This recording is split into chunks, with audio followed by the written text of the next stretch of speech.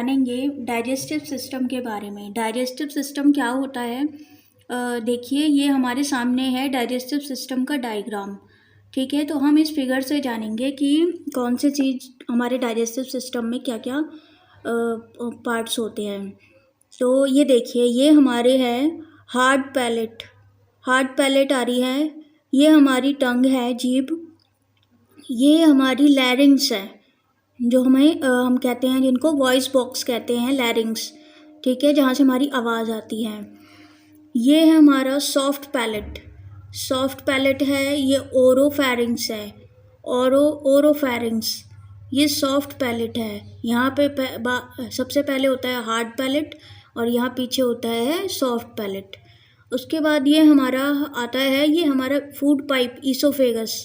ठीक है, ये ईसोफेगस। फिर आता है हमारा कार्डियक स्फिंक्टर। कार्डियक स्फिंक्टर, जब हम खाना खाते हैं तो ये कार्डियक स्फिंक्टर खुल जाता है, ये ढक्कन की तरह काम करता है। ये खुल जाता है और हमारा खाना हमारे पेट में, स्टमक में चला जाता है। ठीक है, ये है हमारा लिवर, ये लिवर है। ठीक है, और ये हमारा गॉल ब्लैडर, ये छोटा सा, ये जो आपको दिख रहा है, ये गॉल ब्लैडर है। ठीक है, ये बैक साइड, ये हमारा गॉल ब्लैडर है। गॉल ब्लैडर ये हम बैक साइड में थोड़ा ओवरलैप करता है।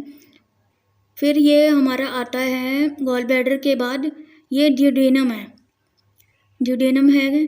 ठीक है, ये हमारा डायाफ्राम है, डायाफ्राम इधर। ठीक है, ये है डायाफ्राम। और उसके बाद ये हमारा स्टमक है, ये है हमारा पैनक्रियाज, ये हमारा पैनक्रियाज है। ठीक है, पेट के पिछले हिस्से यानी ओवरलैप हो रहे होते हैं और जो ऑर्गन्स होते हैं हमारे डाइजेस्टिव सिस्टम के, क्योंकि पेट में जगह लिमिटेड है। पाइलोरिक स्फिंक्टर, पाइलोरिक स्फिंक्टर, ये हमारा एक स्फिंक्टर वॉल्व सा होता है, इधर होता है पाइलोरिक स्फिंक्टर। ठीक है, ये हमारा है ट्रांसवर्स कॉलन। ट्रांसवर्स कॉलन, जहाँ पे हमारी जो आंतें हैं, आंतों का हिस्सा ट्रांसवर्स कॉलन। ठीक है, ये ड्यूडेनम, छोटी आंत का हिस्सा, ट्रांसवर्स कॉलम। फिर जेजुनम, ये भी छोटी आंत का हिस्सा। फिर ये इलियम आ गई, ये फिर हमारा ये असेंडिंग कॉलन, जिसमें हमारा मोशन ऊपर की तरफ चढ़ रहा है, असेंडिंग। ट्रांसफर कॉलन, जो ऐसे साइड में हमारा मोशन ऐसे जा रहा है, उसमें ट्रांसवर्स में। फिर ये जो हमारा नीचे की तरफ आता है, तो ये आता है हमारा डिसेंडिंग कॉलन, डिसेंडिंग कॉलन आता है। उसके बाद ये हमारा इलियोसिकल वॉल्व, एक यहाँ वॉल्व होती है, इलियोसिकल वॉल्व। ठीक है, डिसेंडिंग कॉलन। उसके बाद ये हमारा अपेंडिक्स, ये अपेंडिक्स आता है, ये हमारा लिम्फॉइड सिस्टम का ही एक भाग है, लिम्फेटिक सिस्टम का, जो यहाँ पे इन्फेक्शंस वगैरह से लड़ने के लिए हेल्प करता है, जो भी हमारे शरीर में चले जाते हैं। इस समय जो हमारे कई साल पहले, जब हम ह्यूमन ज़्यादा डेवलप नहीं हुआ था, जब हम आदिवासी के रूप में होते थे, तब हम कुछ भी खा लेते थे, तो ये उस समय एक्टिवेट रहता था। लेकिन आज ये इसका काम इसका काम बहुत कम हो गया है, तो ये इसका इतना बॉडी में वर्क नहीं रह गया है अभी। ये हमारा लिम्फॉइड सिस्टम का ही एक हिस्सा है, अपेंडिक्स। ठीक है, फिर ये आता है हमारा सिग्मोइड कॉलन। सिग्मोइड कॉलन आता है, जो हमारे एनस से पहले का हिस्सा है, वो है सिग्मोइड कॉलन।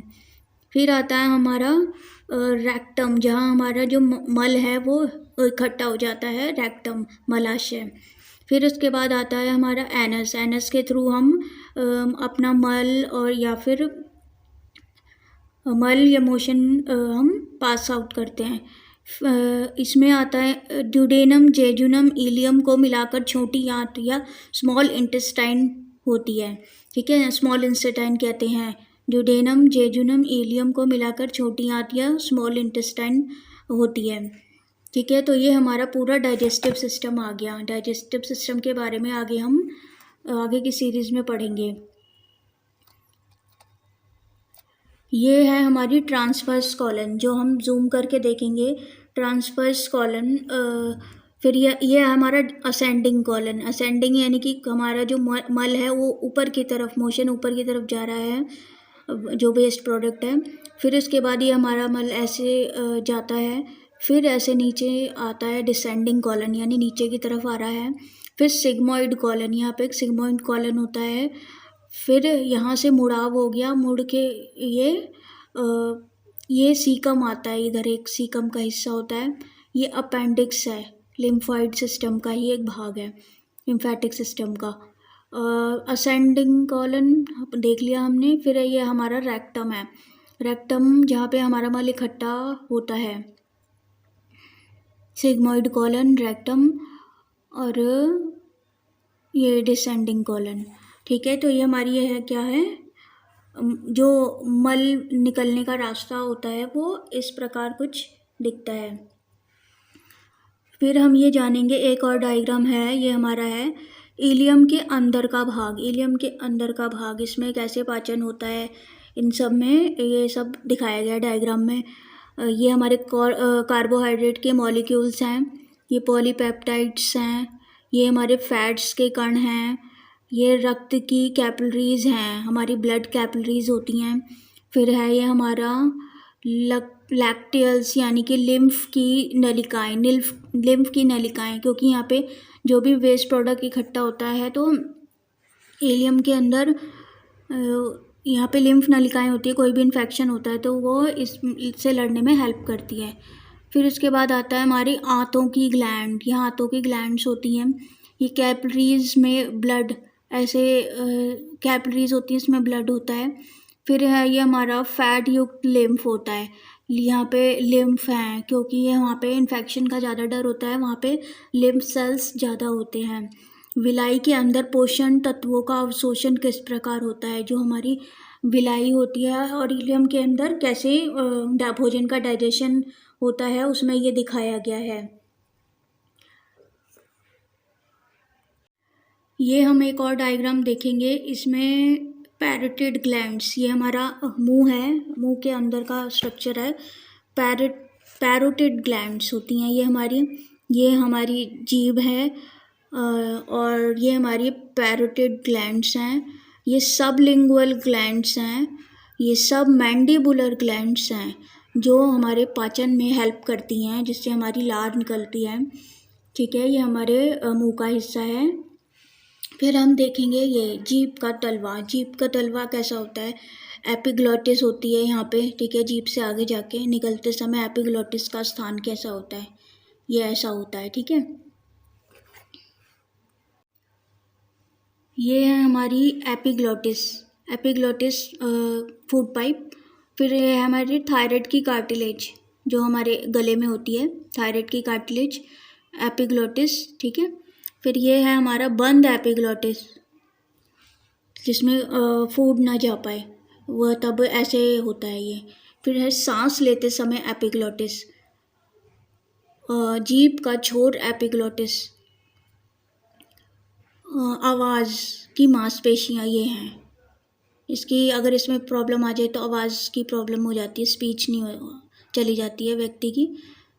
ट्रैकिया, श्वास नली, ये इधर से ट्रैकिया और श्वास नली भी मुंह से ही जुड़ रही है हमारे।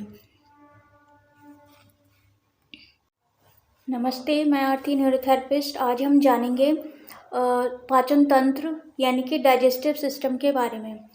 डाइजेस्टिव सिस्टम क्या होता है, अच्छे स्वास्थ्य के लिए खाना खाने की कुछ सामान्य जानकारी हमें सबसे पहले तो होनी चाहिए। तो आज हम कुछ जानकारी इस बारे में लेंगे। हम जो कुछ भी खाते हैं हमेशा चौकड़ी या पलाटी मारकर लगाकर ही खाना चाहिए। रक्त का बहाव पेट की तरफ ज़्यादा होगा इससे।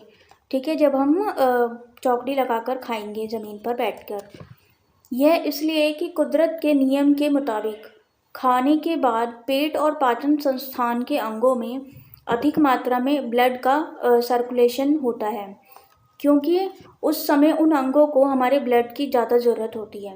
अगर कुर्सी पर बैठकर खाएंगे तो खाते वक्त पैर लटके रहेंगे, तो पृथ्वी की जो ग्रेविटेशनल फोर्स होती है, गुरुत्वाकर्षण शक्ति होती है, के कारण हमारा जो ब्लड का बहाव है वो पैरों की तरफ ज़्यादा होगा।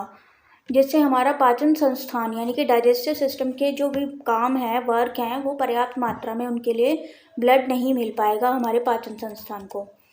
तो इसी प्रकार से भोजन के तुरंत बाद ही चलना या कोई भारी काम करना पड़े तो पाचन संस्थान के अलावा हाथ पैरों को भी ज़्यादा ब्लड की ज़रूरत होती है।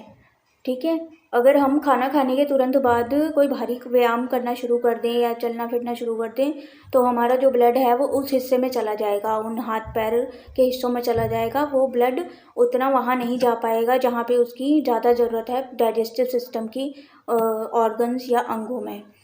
ठीक है, जिसे पूरा करने के लिए हार्ट को ज़्यादा काम करना पड़ता है अगर हम खाना खाने के बाद कोई भारी एक्सरसाइज करते हैं तो, और इससे शरीर को तकलीफ़ होगी। यही कारण है कि हर व्यक्ति को खाना खाने के 20 मिनट बाद तक चलना फिरना नहीं चाहिए। पर अगर वे वज्रासन में बैठें, हमारा योग में वज्रासन होता है तो बहुत ही अच्छा है, वज्रासन करना चाहिए। मुख्यतः हृदय की बीमारियों की रोगियों को जिनको चलने में सांस फूलती है उन्हें यह चेतावनी ज़रूरी है। चलने के बाद जिनको सांस फूलती है उनको खाने के बाद भारी एक्सरसाइज नहीं करनी है। स्कूल कॉलेज के बच्चों को अक्सर सुबह के नाश्ते के तुरंत बाद बस इत्यादि पकड़ने के लिए भागना पड़ता है। अगर छोटी उम्र से ही उन्हें ये ट्रेनिंग दे दी जाए कि वे नाश्ता कुछ देर पहले ही कर लें और जो भी अन्य छोटे मोटे काम हैं वो बैठ कर सकते हैं, उन्हें नाश्ते के बाद करने की आदत डालें तथा कुछ देर तक बैठने के बाद आराम से स्कूल के लिए निकलें तो बचपन की कई बीमारियों से वो बच सकते हैं। ठीक है, वैसे ही ऑफिस जाते समय ऐसे ही ध्यान रखा जाए तो स्वास्थ्य बिगड़ेगा नहीं। जो हम जल्दी जल्दी खाते हैं और बाहर अपने काम के लिए निकल जाते हैं। खाना खाने से पहले हाथ अच्छी तरह साफ कर लें, उसके बाद ही खाना खाना चाहिए। हमारे बूढ़े लोग खाने के बीच में तुरंत बाद पानी नहीं पीना चाहिए, तो भी भोजन के समय पानी अवश्य पास रखना चाहिए। ठीक है, हमें भोजन के साथ पानी नहीं पीना है, लेकिन अगर जैसे खांसी आ जाती है तो हमें निवाला अटक जाता है तो हमें थोड़ा सा पानी अपने पास रखना चाहिए। भोजन करने के आधे घंटे बाद 1 गिलास पानी पी सकते हैं और उसके बाद हर 1 घंटे या 1.5 घंटे में 1 गिलास पानी पीना। ऐसे ही दिन में कम से कम 10-12 गिलास पानी पीना चाहिए। और आगे हम जानेंगे कि खाना खाने से पहले हाथ अच्छी तरह धोने चाहिए, उसके बाद ही खाना खाना चाहिए। हमारे जो बड़े बूढ़े हैं वो आचमन करते थे, थाली के चारों तरफ आचमन करते थे, तो आचमन करने से खाने की थाली के चारों तरफ पानी डालते हैं, छिड़काव करते थे।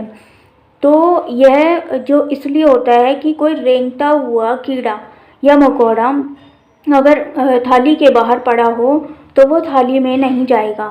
ठीक है, अगर हम आचमन कर देते हैं जो हमारे पहले बड़े बूढ़े करते थे तो इससे जो कीड़ा मकोड़ा है जो रेंगता हुआ आता है वो हमारे खाने में नहीं जाता। तो आज हमने ये सब जाना, फिर आगे हम जानेंगे